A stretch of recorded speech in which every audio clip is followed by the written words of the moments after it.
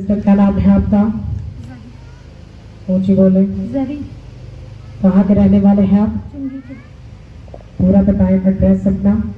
चुंगी अमृतसर के रहने वाले हैं। जी बताएं क्या गवाही है आपकी? जी मेरी ये गवाही है कि मुझे ना डायबिटीज़ है। तो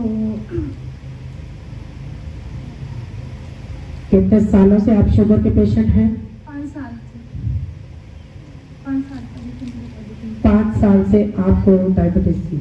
जी आप खुल के बताओ आप अपने टेस्टिमनी को कि किस लेवल की आपको डायबिटीज थी? जी मुझे 600 से भी ज़्यादा मेरी शुगर लेवल बता ही नहीं रही थी ना। मशीन शुगर लेवल बता ही नहीं रही थी। तकरीबन एक दिन में ना हम 4 दफ़ा हॉस्पिटल गए थे। तो वो मुझे देखते थे, तकरीबन चेक करते थे, फिर वापस भेज देते थे ऐसे ही। तो रात को तकरीबन 3 बजे के बाद ना मेरी बहुत ज़्यादा हार्ट बीट इतनी तेज़ हो गई थी कि मुझे समझ ही नहीं आ रही थी। इतनी ज़्यादा मेरी तबीयत बहुत ज़्यादा ख़राब हो गई थी। तो मम्मा मेरी इतनी ज़्यादा रोई जा रही थी और साथ दुआ कर रही थी। तो फिर हॉस्पिटल में लेके गए हैं। तो मैं ना डरते से हॉस्पिटल में 112 वाले मम्मा ने कॉल किया। तो मैं कहा मैंने नहीं जाना उसके अंदर ना, मुझे डर लगता है। तो मम्मा कहती कुछ नहीं होता।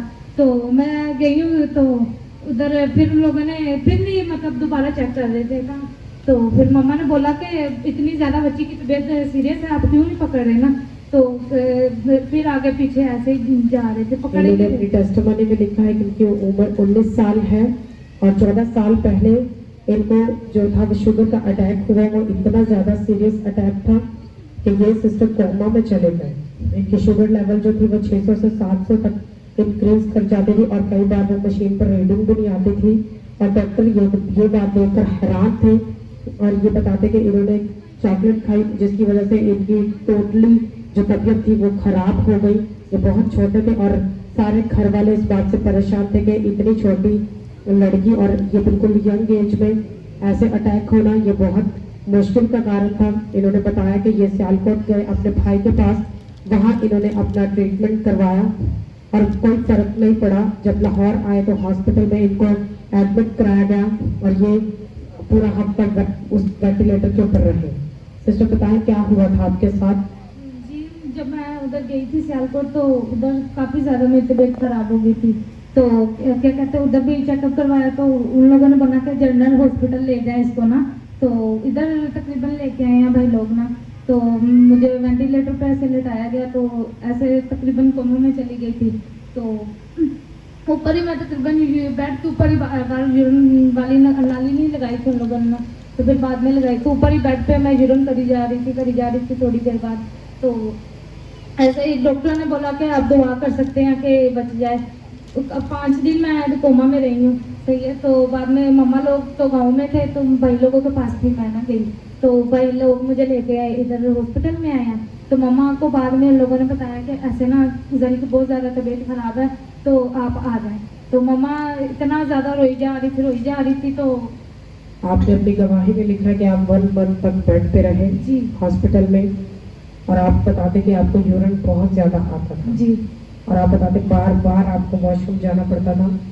आप बताएं कितनी देर तक आप वॉशरूम जाते थे, कितनी बार? तकरीबन हर 5 मिनट के बाद मैं वॉशरूम में जाती थी। हर 5 से 4 मिनट के बाद वॉशरूम में जाना पड़ता था। तो शुगर लेवल जो था वो बहुत ज़्यादा था जी और पूरे 5 साल आपने मेडिसिन खाई। क्या क्या मेडिसिन खाते थे आप? काफी इंसुलिन लग गई है ना अभी भी। वो इंसुलिन पे था जी और आपने लिखा कि उसके बाद 12 अगस्त 2023 को आप घर में थे और फिर से आपको सेम अटैक हुआ जी और वैसे ही यूरिन आना शुरू हुआ जैसे पहले होता था जब 5 साल पहले आप कोमा में गए थे। और फिर से आपकी हालत ऐसी हो गई कि आप डॉक्टर बोलने लगे कि फिर से कोमा में जा सकती है। जी और उसके बाद आपने अपनी गवाही में लिखा है कि आपने चर्च के प्रेयर लाइन नंबर से प्रेयर करवाई। किसी सिस्टर ने इनको चर्च के बारे में बताया जो चर्च के साथ जुड़े हैं और इनके ऊपर प्रेयर लाइन नंबर पे कॉल करके प्रेयर हुई और जब इन्होंने ऑनलाइन प्रेयर रिसीव की ये बताते कि उसी टाइम ये बेड से उठ नहीं पा रहे थे और ये उठ कर बैठ गए और तबीयत इनकी नॉर्मल होना शुरू हुई। नेक्स्ट मॉर्निंग ये बिल्कुल ठीक उठ कर बैठ कर बातें कर रहे थे, चल फिर पा रहे थे और डिस्चार्ज होकर घर भी आए और शुगर लेवल भी इनका नॉर्मल हुआ। वो बार बार जो यूरिन करने जाना था वो ख़त्म हो चुका था और उनकी वॉमिटिंग नहीं रुकती थी। उसके बाद वो वॉमिटिंग नहीं हुई। और जब ये चर्च आए फर्स्ट टाइम चर्च में आने के बाद इनके ऊपर ले हैंड प्रेयर हुई। जब इन्होंने ले हैंड प्रेयर करवाई और ले हैंड प्रेयर करवाने के बाद इनको टोटल हील किया। Holy Spirit Church and soul saving के साथ जुड़ने के बाद ये रेगुलर चर्च के मेंबर हैं और खुदा ने इनको फ्री किया। फर्स्ट टाइम ये 14 तारीख को चर्च में आए, 14 अगस्त को ये फर्स्ट टाइम चर्च में आए और नॉर्मल होना शुरू हुए।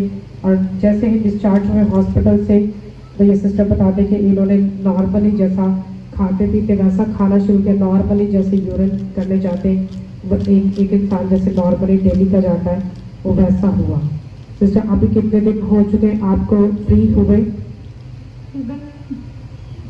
14 तारीख को 16 तारीख को वापस आए थे हॉस्पिटल से, तो पूरे 15 दिन हो चुके हैं आपको फ्री हुए जी और आप चर्च के साथ रेगुलर जुड़े हैं। जी। खुदा ने आपको चंगा किया है, जोर से तारीफ करो, जोर से।